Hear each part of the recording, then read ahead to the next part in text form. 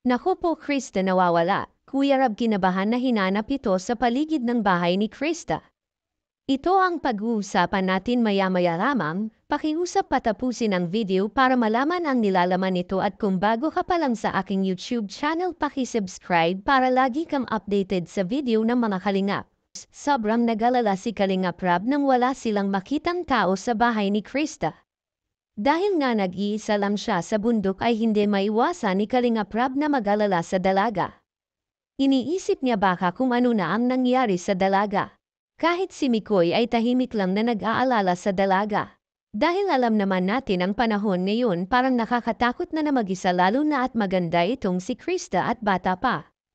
Kahit ang loob ng bahay ni Krista ay pinasok ni Kalingap Rab sa sobrang pag-alala sa dalaga.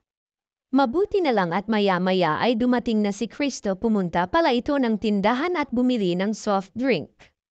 Dito nga ay may pasalubong si Mikoy na malaking teddy bear para kay Krista.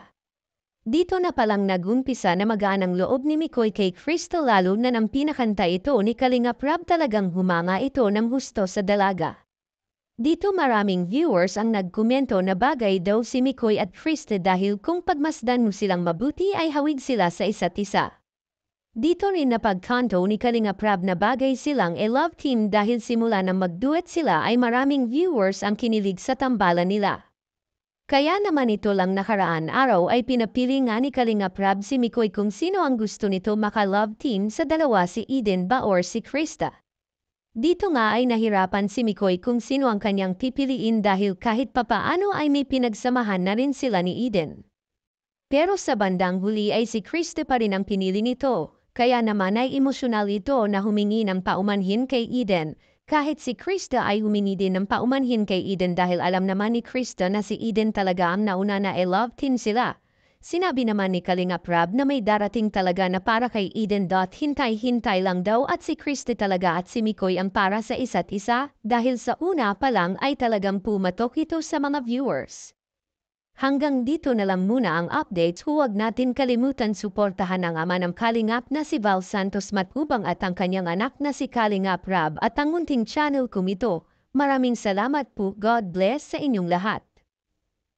At yun nga guys, no, hanggang dito na lang ang ating reaction video mga idol. No? At kung hindi po pala kayo nakasubscribe, please subscribe na rin po at paki-like and share na rin po ang mga videos natin. At huwag kalimutan suportaan si Kalingap Rab at Edna Vlogs. Kuya Val Santos Matubang lahat po ng buo ng Kalingap team, Kalingap Reactor. Suportaan po natin po. At salamat po sa mga nanonood. Salamat po sa suporta sa Kalingap. Hanggang dito na lang guys ang ating reaction video. Bye-bye and good luck and see you to my next reaction video. Mwah mwah chup chup.